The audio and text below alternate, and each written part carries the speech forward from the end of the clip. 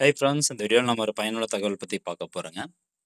அதாவது தமிழ்நாட்டில் ஒரு இடத்துக்கு அரசாங்கம் எவ்வளோ விலை வந்து நிர்ணயம் பண்ணியிருக்கு, ஒரு நிலத்துக்கான விலை எவ்வளோ நிர்ணயம் பண்ணியிருக்கு அப்படிங்கிற தகவலை எப்படி ஆன்லைன் மூலமாக பார்க்குறது அப்படிங்கிற இன்ஃபர்மேஷன் நம்ம பார்க்க போகிறோம். அதாவது குறிப்பாக சொல்லணும் அப்படின்னா வழிகாட்டி மதிப்பு. இப்போ நீங்கள் ஒரு ஏரியாவில் இருக்கீங்க.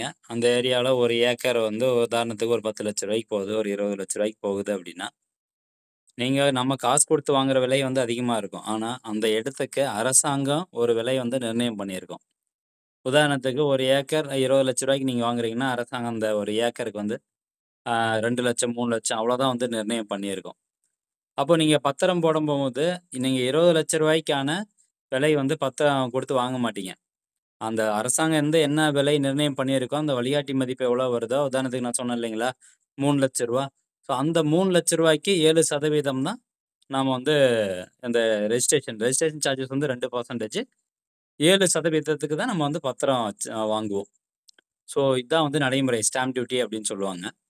அப்போ இந்த வழிகாட்டி மதிப்பை எப்படி ஆன்லைன் மூலமா பார்க்கறது? அத பத்தி பார்க்கலாம். 2வது இன்னொரு விஷயம் என்னன்னா, இப்ப உங்களுக்கு ஒரு இடம் இருக்கு. அந்த இடத்துக்கு மேல திடீர்னு வந்து அரசாங்கம் வந்து ஒரு ரோடு போடுறாங்க அப்படின்னா, அந்த ரோடு போடும்போது உங்களுக்கு அந்த இடம் எவ்வளோ போகுதோ, அரசாங்கம் வந்து எவ்வளோ எடுத்துக்குதோ, அதுக்கான விலை வந்து உங்களுக்கு குடுப்பாங்க.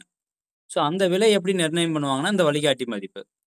உதாரணத்துக்கு ஒரு ஏக்கர் ரூ. 20,00,000 அரசாங்கம் குடுக்கறது ரூ. 3,00,000 அப்படின்னா, அவங்க ரூ. 3,00,000 குடுத்தா நம்மளுக்கு கட்டுப்படி ஆகாது. ஏன்னா, நம்ம வந்து விலை அதிகமா கூட குடுத்து வாங்கியிருப்போம். அப்ப என்ன பண்ணுவாங்கன்னா, ஜெனரலாவே கவர்மெண்ட் வந்து ஒரு 3 டைம்ஸ் அதிகமா குடுப்பாங்க.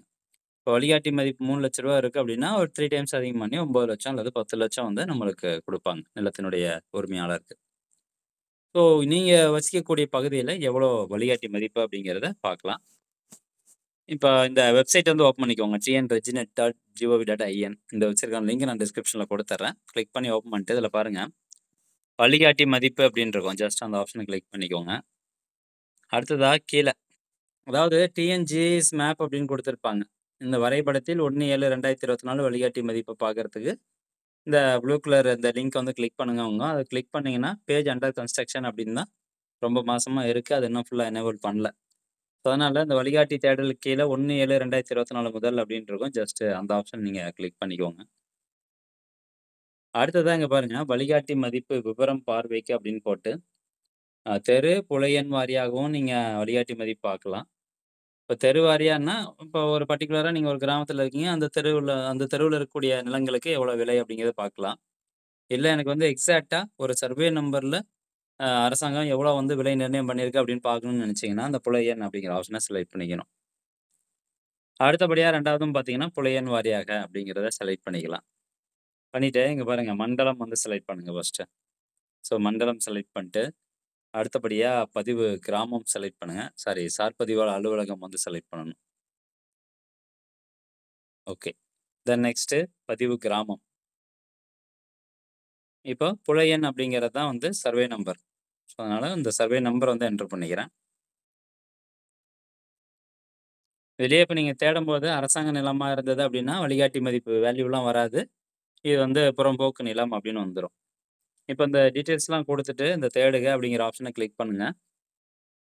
அடுத்ததா கீழ அப்படியே ஸ்க்ரோல் டவுன் பண்ணிட்டு வந்தீங்கன்னா, இங்க குடுத்துருக்காங்க பாருங்க. இந்த ஒரு டேபிள் மாரி இருக்கா கிரீன் கலர்ல. ஸோ இதுல தான் அந்த வேல்யூ வந்து இருக்குது. புலை எண் நம்ம குடுத்தது, வழிகாட்டி மதிப்பு, பிரிட்டிஷ் மதிப்பு, அதுக்கப்புறம் வழிகாட்டி மதிப்பு, மெட்ரிக் மதிப்பு அப்படின்னு குடுத்துருப்பாங்க. அதுக்கப்புறமா நிலத்தின் வகைப்பாடு. அந்த நிலம் வந்து நஞ்சை நிலமா, புஞ்சை நிலமா, அரசு நிலமா அப்படிங்கிறத குடுத்துருப்பாங்க. ஸோ எண்ணெயிலிருந்து இந்த விலை வந்து நிர்ணயம் பண்ணியிருக்காங்க அப்படிங்கிறது எஃபெக்டிவ் ஸ்டார்ட் டேட். இதுல கீழ பாருங்க அரசு நிலங்கள், இதர புறம்போக்கு அப்படின்னு குடுத்துருக்காங்களா? ஸோ அது வந்து 00 போட்டிருக்காங்க. அப்படின்னா, அதுக்கு வந்து வேல்யூலாம் போட்டிருக்க மாட்டாங்க அரசு நிலங்களுக்கு. இப்போ ஃபர்ஸ்ட்டு சர்வே நம்பர் எடுத்துக்கலாம். இதுல போட்டிருக்காங்க.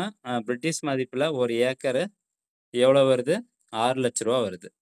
1 ஏக்கர் ரூ. 6,00,000 நிர்ணயம் பண்ணியிருக்காங்க பிரிட்டிஷ் மதிப்புல. அதுக்கப்புறம் மெட்ரிக் மதிப்புல வந்து பார்த்தீங்கன்னா, அதாவது ஹெக்டேரு, ஸ்கொயர் மீட்டரு இது எல்லாமே வந்து மெட்ரிக் ரேட் அப்படின்னு சொல்லுவாங்க. ஒரு ஹெக்டேர் அப்படிங்கிறது நம்மளுக்கு 2.47 ஏக்கர் வந்து ஒரு ஹெக்டேர் அப்படின்னு சொல்லுவோம். இப்போ இதில வேல்யூ குடுத்துருக்காங்க பாருங்க. நீங்க வந்து இந்த பிரிட்டிஷ் மதிப்பையே பாருங்க. 1 ஏக்கர் ரூ. 6,00,000 சொல்லியிருக்காங்க. இப்போ நீங்க 3 ஏக்கர் வச்சிருந்தீங்கன்னா, இந்த நிலத்துக்கான மதிப்பு 18,00,000. ஸோ இப்படி தான் வந்து நிர்ணயம் பண்றாங்க. வழிகாட்டி மதிப்பு வந்து டிசைட் பண்ணி வச்சிருப்பாங்க. ஸோ இந்த வழிகாட்டி மதிப்பு 6 இப்ப இந்த ஏக்கர் ஒரு ஏக்கர் ரூ. 6,00,000ன்னா ரூ. 6,00,000க்கான ஸ்டாம்ப் டியூட்டி சார்ஜஸ் மட்டும் நம்ம பே பண்ணா போதும். ரூ. 6,00,000க்கு 7% ரூ. 1,00,000க்கு 7 7 642 அதாவது ரூ. 42,000 நம்ம வந்து ஸ்டாம்ப் டியூட்டி சார்ஜஸ் கட்டணும். அப்புறம் இந்த ரூ. 6,00,000ல 2% வந்து பார்த்தீங்கன்னா பதிவு கட்டணம். ஸோ 2%ன்னா 2,000 2 12 12,000 வந்து நீங்க ரெஜிஸ்ட்ரேஷன் சார்ஜஸ் கட்டுற மாரி இருக்கும்.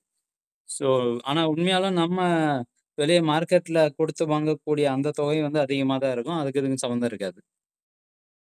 ஓகே ஃப்ரெண்ட்ஸ், இந்த தகவல் கண்டிப்பா உங்களுக்கு பயனுள்ளதாக இருக்கும் அப்படின்னு நினைக்கிறேன். மீண்டும் அடுத்த ஒரு நல்ல பதிவுல சந்திக்கலாம். நன்றி, வணக்கம்.